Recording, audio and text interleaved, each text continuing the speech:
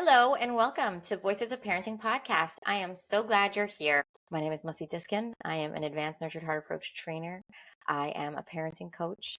I am also an inner wealth coach, which means that I help people rediscover and connect to the people that they truly were all along, but may have gotten forgotten along the way. So to find out more about me and what I offer, you can check out mussidiskin.com, contact me through there, respond to this podcast, find me on social media.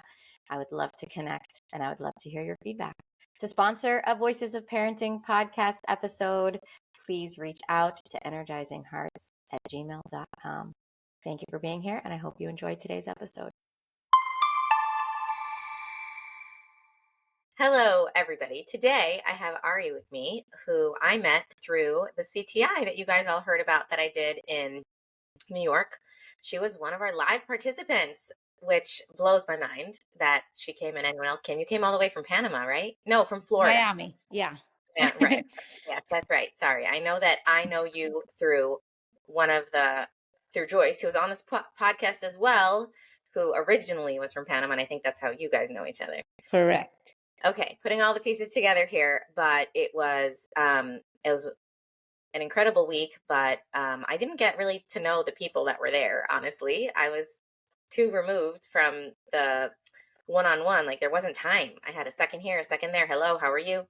We stayed on the same floor of the hotel, so we saw each other in the elevator, that's about it. So this is exciting for me to talk to you and get to know you better and get to know your story and how you landed here and how you landed coming to CTI.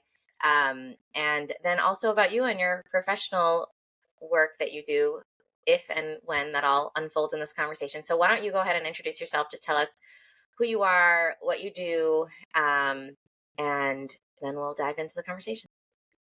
Hi. First of all, thank you for having me here. It's my honor to be here.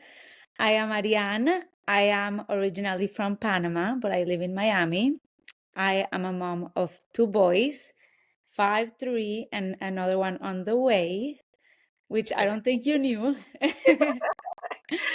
I'm the founder of ThoughtSpot. At ThoughtSpot, I help moms navigate parenting challenges with confidence, clarity, and support, most importantly. And the goal is that I empower moms to confidently navigate parenting by building a supportive community where they can raise thriving, happy, healthy children without feeling so overwhelmed. So we try to mitigate the overwhelming part of parenting. And the whole approach focuses on connection, clarity, and helping parents stay basically true to their parenting values. I work mainly the first 3 years of lives where we focus on sleep, getting good sleep, nutrition, so anything breastfeeding, bottle feeding, starting solids, development, how to maximize the children's capability to maximize their potential, and all the way to potty training. So that's basically what I do. What a fantastic resource. So beautiful. And the way you laid it out, the values that you built your business on, the sense of community and mitigating the overwhelm. It's so, especially in those first 3 years, it's so overwhelming and it can be so lonely in today's culture. We don't live like back in the shtetl especially in the US, when you just have all the other moms like with you, supporting you, all the generations of moms with you, your sisters, it's just not like that anymore. And what an incredible resource. So at the end of the show, I'll ask you for how people can find you, and we'll put it in the show notes. So those of you listening who are like, I want that, we're going to give that. That's exciting. But yeah, it sounds like you have an extensive knowledge and experience within parenting, and specifically with the first 3 years. What led you, or how did you first come in touch with Nurtured Heart? What piqued your interest in that? Okay, so I thank God found Nurtured Heart early when my first son was around a year and a half. I believe I was introduced to it by Joyce, who, as you said, she was here on the podcast and she's amazing. I've known her since Panama, and she posted that she was hosting a master class. And I, truthfully, I joined because I'm a total parenting learning junkie. I love to read, research, and educate myself on all things parenting. So it was just like the perfect piece that I was missing. Not only for my own kids, but also because I work with moms and I want, to always be able to give them the best information, the best guidance that I can get. So when I first took the class, literally everything just made sense. I have taken a million courses, I've read a lot of the books, and when I like took the class, it was like, uh-huh. It was like it just made so much sense. And I finally found a method that aligned not only with the kind of parent that I wanted to be, like short term, like in the moment, but most importantly, like I was able to see this working long term with what I wanted to give my family and my community. Okay. I had to change places because of the Wi-Fi, so that's why you're seeing a different background, but here I am. So yeah, I'm gonna be honest, I had to take the course twice. The first time I was super engaged in the learning, but the actual practice didn't feel like so challenging because at that time my son was only like a year and a half, getting to two. And so he wasn't giving me so much of a hard time, or at least not in a way that I didn't know how to manage. So I started implementing bits and pieces here and there, but wasn't really like fully committed to it until we hit, as we all know, the terrorist threes. You know what I mean? And that's when I knew I had to really start applying it strong. So I spoke to Joycey and we took the course again. We made a group of my mom friends, which we all have kids around the same ages. And that's when I started to see real change, real results. And not only in my kids, but in sorry, I had one at the time. No, I had two. Not only with my two boys, with me, my husband, my house, my family, my clients, literally all of my relationships started to shift in an amazing way. And that's when I decided to keep this going. We created a weekly meeting because I believe that Nurture Heart is not something you just learn once and you just move on. It's something you need to be committed to it, and you need, I call it like constant reminders to keep on pushing, because it's very hard to go from Zen mom to crazy mom, which we've all been there and I still sometimes do. But having reminders make you stay grounded and stay truth to what you are, the way you are parenting, the way you are living your life, the way you are talking to yourself. And since then, I've grown into Nurture Heart in a way that literally impacts every single area of my life. I went to the CTI with you, Mussi, which was very transformative. I went from like practicing it to really like having in my blood, if that makes sense. It was a huge transformation. And I feel like Nurture Heart has given me more love and compassion for myself, for my children, a lot of hope and confidence, mainly in the way I'm raising them. And again, it's not only short term the way I'm feeling now, but I feel like everything that I'm doing is going to pay off long term. What else? It has given me the ability to prioritize the inner wealth of my children before anything else, which was, a shift in the head that was very important. And and also, like, for me, something that was life changing is having different expectations, like understanding that different children need different rules and different expectations. And it's not only about, demanding compliance. I don't want my kid to be just, an obedient person. I want him to be able to maximize his strengths in every way that he can. For example, my oldest, he's very stubborn, which I think is gonna make him a very, very successful child, successful person. Right now, for me, it's a challenge because obviously he doesn't do what I tell him. But I know that this is a quality that if I make him believe it's a good quality, then it will make him, an amazing human being. And again, I see it working in my kids. I'm so proud of who they become. And it's not that they follow the rules. It's not that they're perfect. It's just that they are confident. And that's what NHA is all about. Yeah. And by no means I say that I follow NHA to the dot all the time, because at 3 and 5 is challenging. But I feel like I'm able to reset a lot of the times and see the bigger picture, and not only, those little moments that can make us go crazy. Wow, that was delicious. I loved everything you said. I got chills a few times. Yeah.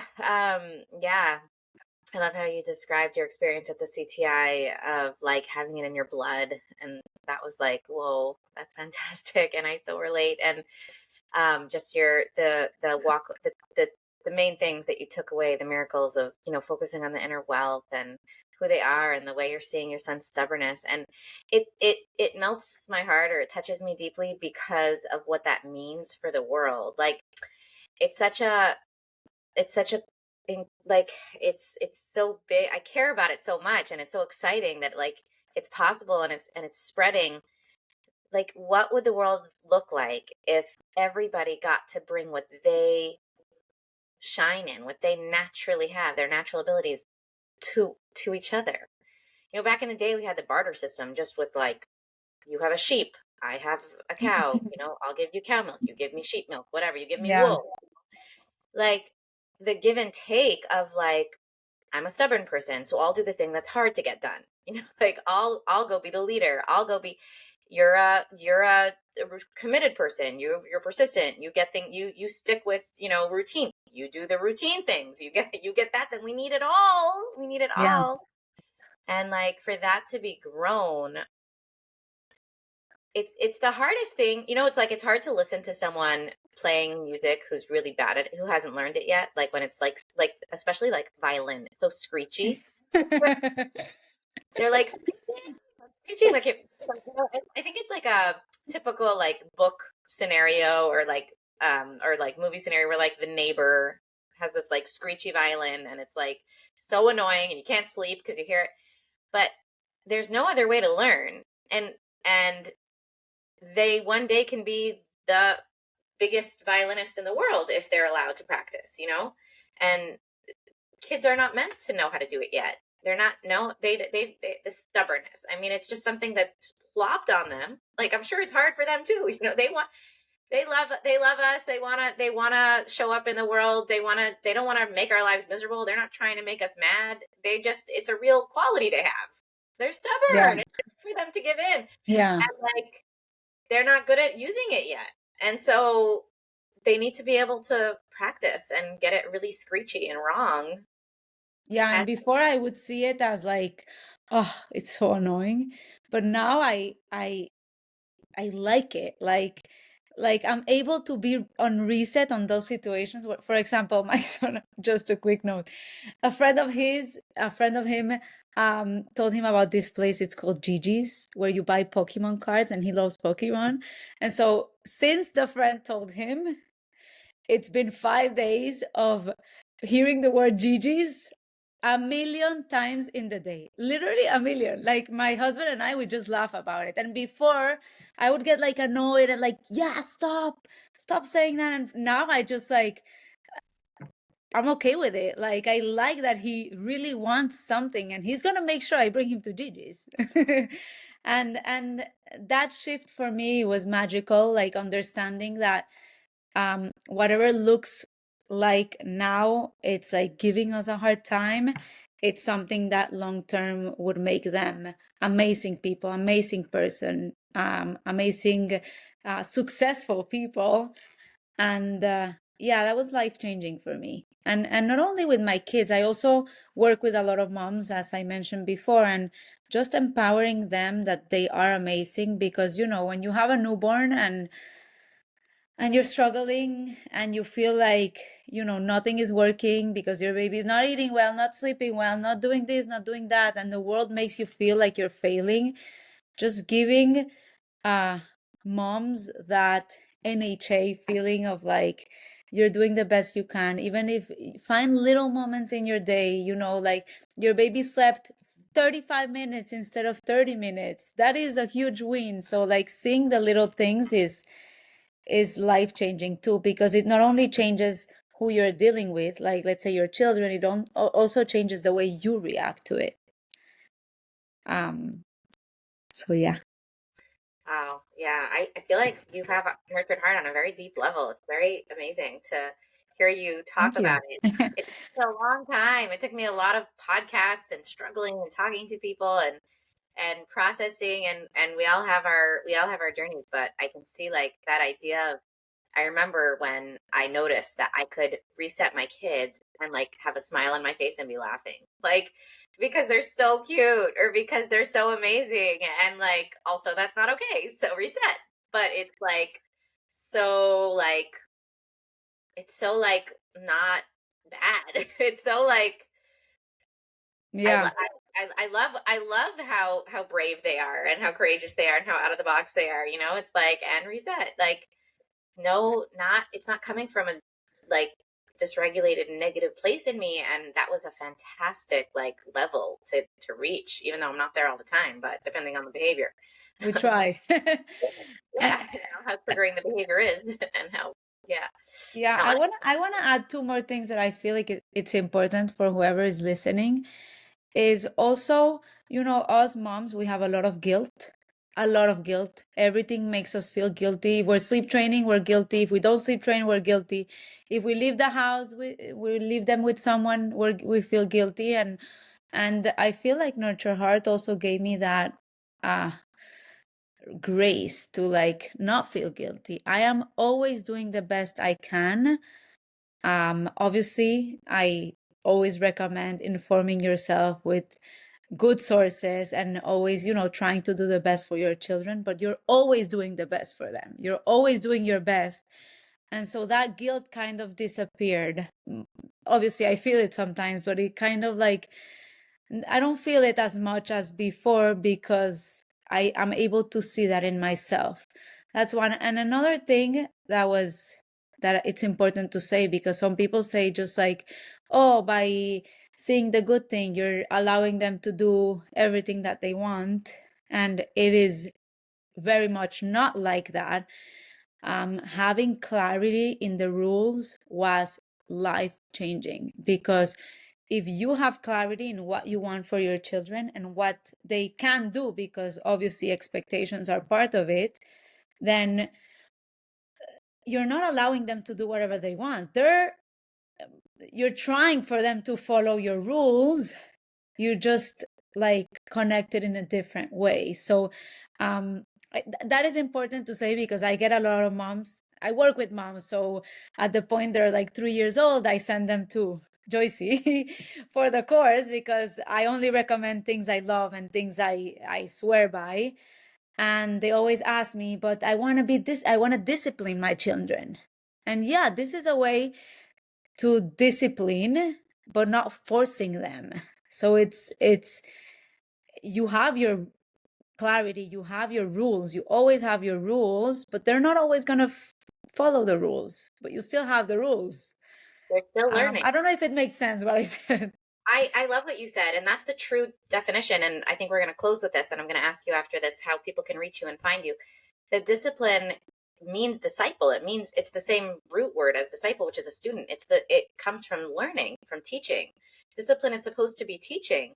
And so if we're looking at what we actually want, do we want a kid to feel horrible about what they just did, or do we want a kid to learn what they should do or why they shouldn't do, or like, and Nurtured Heart is all about teaching. And I agree with you. Like the clarity, it's like I listen to the kind of traditional ways of speaking to kids, which is more gentle.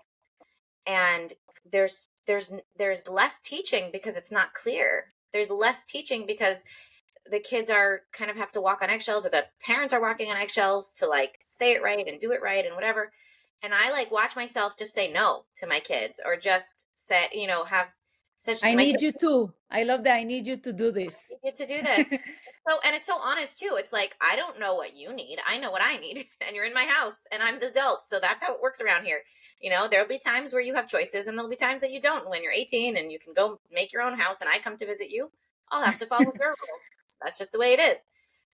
Yeah, this was fantastic. Thank you so much for coming on with me. I am Thank you for having me. everyone to hear how to find you, what they can expect, what you offer. And we'll Yeah, put what you say down in the show notes. super. You can find me on Instagram, Todspot, Todspot. Um, yeah, and you can send me a DM. You can send me an email. You can ask Mussi for my contact information. I'd be happy to see how I can support you through motherhood.